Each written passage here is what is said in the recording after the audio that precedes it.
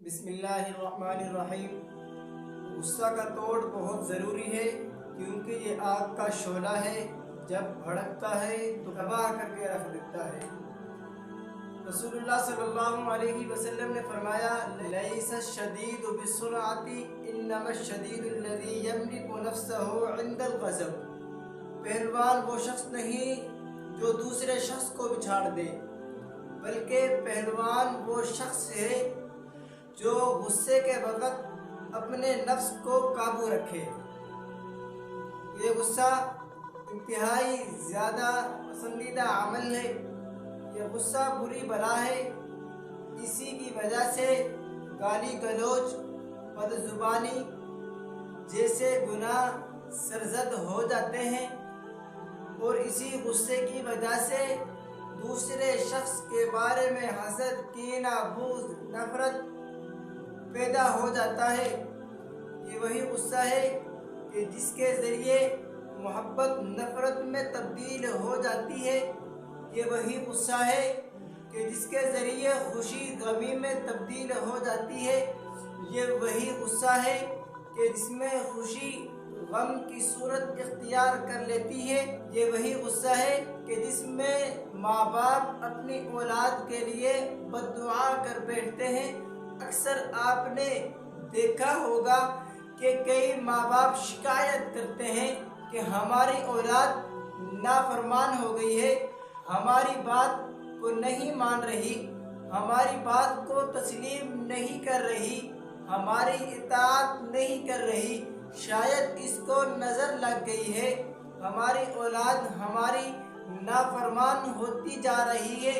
لیکن ماں باپ کو، لیکن والدین کو یہ معلوم نہیں ہوتا کہ انہوں نے اپنے غصے میں آ کر اپنی اولاد کے لیے کچھ ایسے بددعائیہ جملے نکال بیٹھتے ہیں کہ اللہ تعالیٰ کے ہاں قبول ہو جاتے ہیں، کیونکہ ماں باپ کی دعا اللہ تعالیٰ کے دربار میں قبول ہوتی ہے۔ ماں باپ اور استاد کی دعا اللہ تعالیٰ ضرور قبول فرماتا ہے۔ اسی وجہ سے کئی اولادیں نافرمان ہو جاتی ہیں، تو اس کی وجہ یہ غصہ ہے کہ غصے میں ماں باپ اپنی اولاد کو بد دعا کر بیٹھتے ہیں۔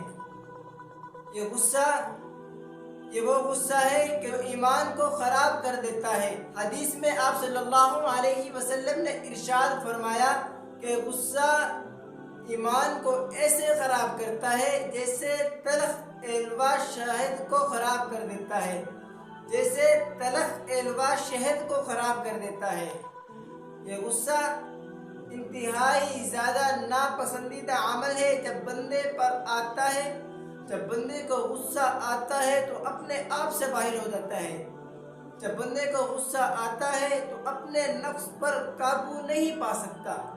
جب بندے کو غصہ آتا ہے تو دوسرے لوگوں پر ظلم کرنے لگتا ہے۔ جب بندے کو غصہ آتا ہے تو اپنے چھوٹوں پر رحم نہیں کھاتا۔ جب غصہ آتا ہے تو اپنے بڑوں کی عزت کرنا بھول جاتا ہے۔ یہ غصہ یہ ایک ایسا غصہ ہے، یہ غصہ وہ بیماری ہے، وہ بلا ہے کہ اولاد ماں باپ کی نافرمان بن جاتی ہے۔ یہ وہ غصہ ہے، کہتے ہیں جب مجھے غصہ آتا ہے تو میں اپنے ماں باپ کو نہیں دیکھتا، میں کھری کھری سنا دیتا ہوں۔ جب مجھے غصہ آتا ہے تو مجھے پتہ نہیں ہوتا میں کیا کر رہا ہوں، میں کھری کھری سنا دیتا ہوں، چاہے وہ میرا باپ ہو، چاہے وہ میری ماں ہو، چاہے وہ میری بہن ہو، چاہے وہ میرا بھائی ہو، کھری کھری سنا دیتا ہوں۔ اپنے غصے کا اظہار کرتے ہیں اور فخر کرتے ہیں کہ مجھے غصہ آتا ہے تو میں غصے میں یہ کر بیٹھتا ہوں، یہ کرتا ہوں، یہ کرتا ہوں، حالانکہ یہ بہت بری عادت ہے۔ توجہ توجہ توجہ میری طرف، آپ کے لیے ہی باتیں کر رہا ہوں میں، توجہ آپ کی میری طرف ہوگی تو میں آپ کو باتیں سناؤں گا، آپ کے سامنے میں گفتگو کروں گا۔ آپ میرے مخاطب ہیں کہ آپ میرے مخاطب ہیں، آپ کے سامنے میں گفتگو کر رہا ہوں۔ جب تک آپ کی توجہ میری طرف نہیں ہوگی نا تو میں بات کو بیان کرنے کا مقصد ٹائم کو پورا کرنا نہیں ہوتا، بلکہ بیان کرنے کا مقصد اپنے مخاطب کو، اپنے سامنے والے کو، اپنے متوجہ کو سمجھانا ہوتا ہے۔ تاکہ آپ سمجھ سکیں. توجہ میری طرف. تو غصے کا علاج کیا ہے؟ غصے کا سب سے پہلا علاج تو یہ ہے کہ جب بندے کو غصہ آئے تو وہ سوچے کہ مجھے غصہ کیوں آیا ہے، میں نے غصہ کس وجہ سے کیا ہے. بندے کو غصہ کیوں آتا ہے؟ اسی وجہ سے آتا ہے کہ وہ سوچتا ہے کہ یہ کام میری مرضی کے موافق نہ ہوا، یہ کام میری مرضی کے خلاف ہوا ہے. بندے کو غصہ اسی لیے آتا ہے. جب وہ دوسرے شخص پر غصہ کرتا ہے تو وہ سوچے میں غصہ کس پر کر رہا ہوں. کیا میں اس کو رزق دینے والا ہوں؟ کیا میں جس پر غصہ کر رہا ہوں میں اس کا رازق ہوں، اس کا مالک ہوں، اس کا خالق ہوں، اس کو پیدا کرنے والا ہوں؟ کیا میں جس پر غصہ کر رہا ہوں اس کو رزق دینے والا میں ہوں؟ حالانکہ ذہن میں یہ ہونا چاہیے، تصور میں یہ سوچنا چاہیے، دماغ میں یہ بات بٹھا لینی چاہیے کہ میں غصہ کر رہا ہوں تو کس وجہ سے کر رہا ہوں، اللہ تعالیٰ کو یہ عمل میرا پسند ہے یا نہیں. حالانکہ اللہ تعالیٰ ہی خالق ہے، اللہ تعالیٰ ہی مالک ہے، اللہ تعالیٰ ہی رازق ہے. رزق دینے والا بھی وہ ہے، زندگی دینے والا بھی وہ ہے، موت دینے والا بھی وہ ہے. سب کچھ کرنے والی ذات اللہ تعالیٰ کی ذات ہے. تو ہم بندے پر غصہ کیوں کرتے ہیں؟ تو ہم اپنے دوسرے مسلمان بھائی، اپنے دوسرے بھائی پر، اپنے قریبی رشتہ داروں پر غصہ کیوں کرتے ہیں؟ تو سب سے پہلا علاج، غصے کا علاج تو یہ ہے کہ ریاضت اور مجاہدہ کا لینا چاہیے.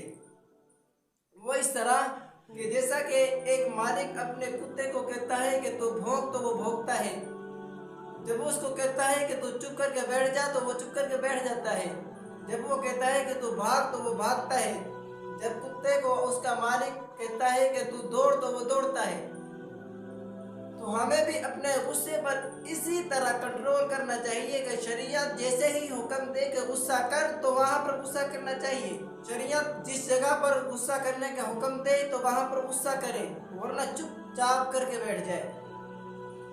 شریعت جہاں پہ منع کر دے کہ غصہ کرنے کی یہ جگہ نہیں ہے تو وہاں پہ رک جائے، اور جہاں پر غصہ کرنے کی اجازت دے، جہاں پر غصہ کرنا جائز ہو تو وہاں پہ دل کھول کے فخر سے غصہ کرے.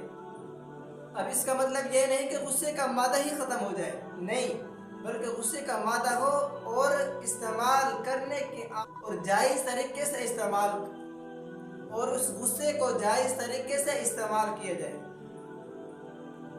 دوسرا طریقہ، غصے کا دوسرا علاج یہ ہے کہ جب غصہ آئے تو اپنے نفس پر جبر کرے، اپنے آپ کو روکے رکھے، غصے پر قابو پائے اور اپنے نفس کی بات کو نہ مانے. اب اس کی دو صورتیں ہیں، ایک علمی ہے اور ایک عملی ہے. ان دونوں چیزوں میں سے سب سے پہلی چیز علمی ہے. وہ یہی ہے کہ جو میں نے آپ کو پہلے بتلا دی کہ وہ سوچے کہ میں غصہ کر رہا ہوں تو کس پر کر رہا ہوں، اللہ تعالیٰ کو غصہ پسند ہے یا نہیں. ٹھیک ہے. غصے کا دوسرا علاج یہ ہے کہ عملی ہو. جب غصہ آئے تو اعوذ باللہ من الشیطان الرجیم پڑھ لے. یہ بھی ایک شیطانی عمل ہے، کیونکہ غصہ بھی ایک شیطانی عمل ہے. جب غصہ آئے تو شیطان سے پناہ مانگے، یا اللہ مجھے پناہ دے دے اس شیطان مردود سے. اور اگر غصہ آئے کھڑے ہونے کی حالت میں تو بیٹھ جائے، اگر بیٹھے ہوئے غصہ آئے تو لیٹ جائے، اور اگر لیٹے ہوئے غصہ آئے تو کہیں اٹھ کر چلا جائے، چہل پہل کرے، اپنے جسم کو حرکت دے. اور اگر اس سے بھی غصہ نہ جائے تو پانی کے گھونٹ پی لے.